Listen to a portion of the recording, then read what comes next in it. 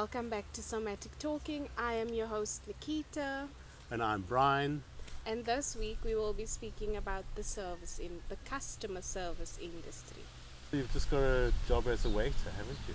Yes, It's your first job, isn't it? it is actually my first big girl job. And what does it feel like? It's new, it's different, it's busy, it's fast paced, but it's also nice. I like it. That's a lot of nice words that describe nothing, so let's slow it down a bit. Okay. What does it feel? It's scary, very. So share with me what your scare is about. I was scared because how were the other employees gonna act towards me? How is the dynamic? Who do I go to when something is wrong? What if I keep making mistakes? I had all these scares in my head when I started, and I've worked through most of them. So just slow down, let's just slow down. And we are talking about somatic talking, which is more how we talk from our body than from our head. And I do have quite a few fears. My first one was, are the other employees gonna like me? so you were afraid of being judged. Yeah, and And what did that feel like?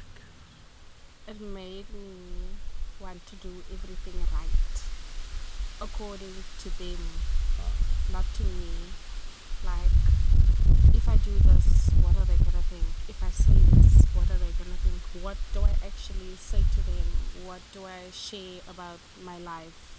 Okay. What do they share about their lives? So it made it really hard that you were trying to think of what they wanted you to do as Yeah. opposed to you being Nikita. Yes. Okay. Lately I've been working through rejection, Hmm. partly for the most of the year while we've been doing this podcast, and I can just see how even though I don't even think about it, I'm always thinking about it. I can notice how my chest is tightening and my breath is becoming a bit Yeah. faster, and just that fear of rejection. Yeah, it actually has me in a chokehold now. I don't know if you can hear, but it's choking me at this point. I've been working, I think this is like my third week. And over the past few weeks, like training and starting, I have gotten over the fear of rejection from my co-workers. We were two trainees starting, and I built a bond with her first. Her name's also Nikita, so she is like my number one work friend. The managers also, like, I was afraid of making mistakes and complaints from customers and all that, but the managers have helped me, and they come with me to the table and they explain to the customers how I've seen how they handle complaints from customers also. And my relationship with my coworkers has been getting better because, So it sounds like they've got your back. yeah, You feel like they've got your back, and that must feel quite good. it does, because after me trying to impress them, I went back and I was like, do I even like me anymore? Like, who I'm pretending to be for them. And it was actually with the one lady that I was able to speak to, because she was real, she was honest. She told me about her life, things that go on at home, and I was like, okay, so if she can share, why am I scared to share? And I feel like when I started sharing more about myself, my coworkers were able to share more about themselves. And now How beautiful. now it feels like we are a group. Like, one day we made lunch and everyone had lunch together. Obviously after hours, because we can't eat while the people are there, but it makes us feel like a family more than co-workers. So you feel less of a stranger. Yeah, I feel like they've accepted me, they've welcomed me, and that they're okay with me, the real me. And what's it like with the customers? The customers is a whole different thing Hmm. because just the other day I had two very difficult customers, and I'd explained to them I'm new, I'm just Let's just stop. starting. I'm just wanting to slow it down, and so the story is less important. I'm wanting to just feel what it felt like to you when you had two difficult customers. Okay. Just pick one of them, and let's describe what happened to you in the one. The first lady. Yeah. It was a lady who came in with, I think, her mother and her father, and she was super nice in the beginning, and I was taking the order, and I have to reread the order to her just to make sure that the things that I've written down is exactly what she wants, because if not, then I have to pay for it. I feel like many Okay. people in the service industry can say that you have to reread the order, and I kept rereading it because she kept wanting this and changing that and all of that. And then she just looked at me and she was like, "Can't you listen?" And I felt so small. I felt so stupid, like, because she was talking down to me. She wasn't Okay. talking to me. And I could just feel like everything sink. I could just feel like the rest of my day was not gonna be the same. And You've shared the story with me a few times, and this is the first time that I heard you saying that when she walked in, she was quite nice. yeah, So, what do you think changed? I don't know. You know what Brian says? He always says it's about me, it's about something that changes in me. So, when I speak to you like this, I create a very different atmosphere to when I speak to you like this. And so, what changed, Nikita? Please tell me what changed. Yeah. Can you see what's happening in you now when I'm asking you in this way of what's changed? Share with me what's happening. How do you want to answer me? I want to talk down to you. I want to talk back aggressively. You want to talk back at me? Oh, do you? Really? Yeah. And I'm wanting to talk back at you. Yeah. And you see how when the one person changes, how the other person changes as well. Yeah. It's so easy for us to blame the customer. I'm not Yeah. saying that she was right, but I know that I can't control the customer. I know I can control my attitude. Yeah. So I'm just wanting you to feel back and just feel, what were you feeling when you were reading back and she wasn't allowing you to read back? What was happening inside of you? I was getting angry. You were getting angry. Ah, okay. I was. Okay. So that's beautiful. So I heard you blaming the customer for being angry at you, but you were also angry at the customer. But I Yeah, feel, yes or no? yes, it was. I Okay. was getting So I'm not asking you angry. to be defensive. I'm just asking us to understand the pattern. So as you were getting more defensive or angry, she was getting more defensive and angry. Or if she was getting more defensive and angry, you were getting more defensive and angry. Doesn't matter which one began it. Yeah. I'm just wanting you to see what was happening inside. Yeah. You see, for me, I'm realizing that 70% of the conversation happens non-verbally between the energetics of our body. And so when I get more angry, Nikita feels that and responds to that. And when Nikita feels more angry, I respond to that. And so it's about so just feel into that anger. Can you feel what your anger was about? I don't know. I was angry that she was treating me like a child. Okay, so you felt treated like a child. I felt humiliated. Okay. I felt like she was trying to make me feel stupid Okay, so you felt stupid. and belittled. I also felt hurt. Just feel what happens when I take on those feelings. What happens to you if I feel belittled and hurt? What are you feeling? It makes me feel like I can easily overpower you. Like you are small and insignificant, and I am big, and I am seen, Okay. and I am powerful. So can I ask another question? Mm-hmm. What was the color of this woman? Was she white? Or black? She was white. She was white. Ah, you see, for me there's automatically a power dynamic that would automatically happen because you are colored and she is white, and so given our history there would automatically be this power dynamic. Did you feel that too? Sometimes, not Okay. all the time.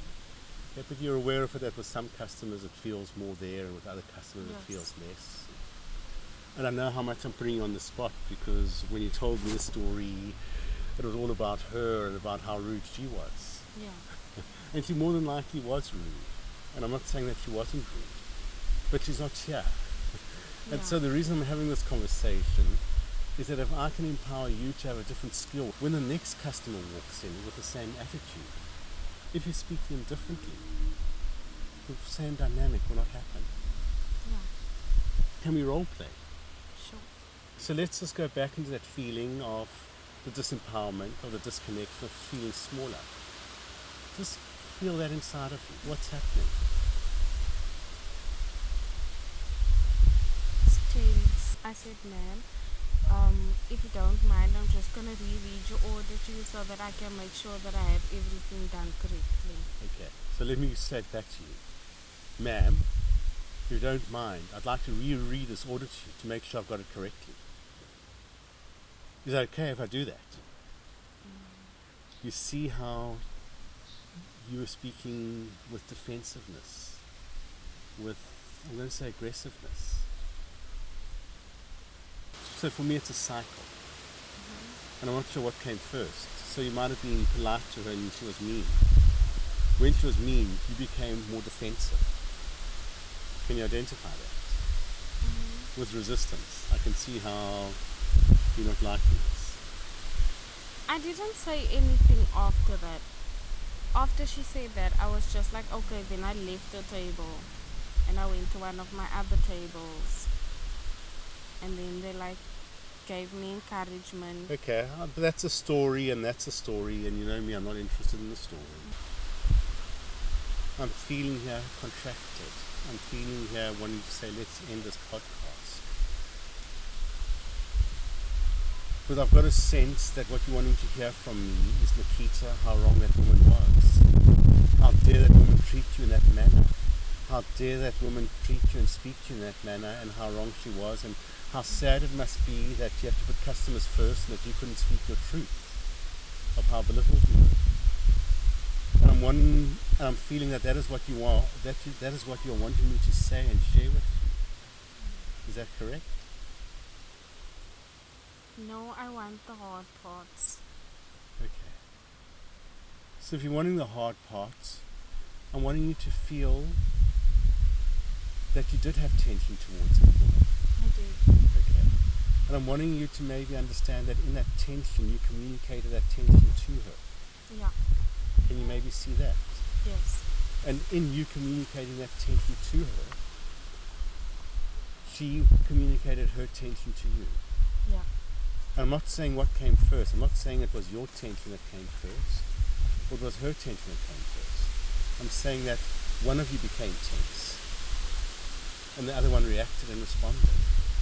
Yeah. And reacted and responded. So I'm wanting you to just, can you maybe identify that? And what I'm wanting you to maybe recognize is that in your words you might have said things to her, but in your tension you might have read something else, something different. You might have said, ma'am, I want to get this order correct, because if I don't get it correct, I'm going to have to pay for it. So please can I just get it correct? That might have been the way that might have come across. Yeah. That would have then made her more defensive. And so if one of us can break the aggression cycle, we make Yeah. it better. And so I'm speaking to you of saying, how do you break the aggression cycle? So let's feel back into that anger that you felt. Let's feel back into the anger, the belittlement that you felt, that you made you feel like you were a little child. Just feel all of that. Let it grow inside of you. And for a moment, close your eyes and just feel it, and feel what's happening inside of you. And now let's see how you can answer me differently. So I'm feeling a bit scared because I don't want to get your order wrong. Mind if I just reread it to you? So in that, it's hard for me to say no. Yeah. For me, I'm forced to say yes, of course, I understand you. Yeah. Yeah. I don't know if you can feel the difference in your body. It makes me more open to listen to what you are saying. Okay.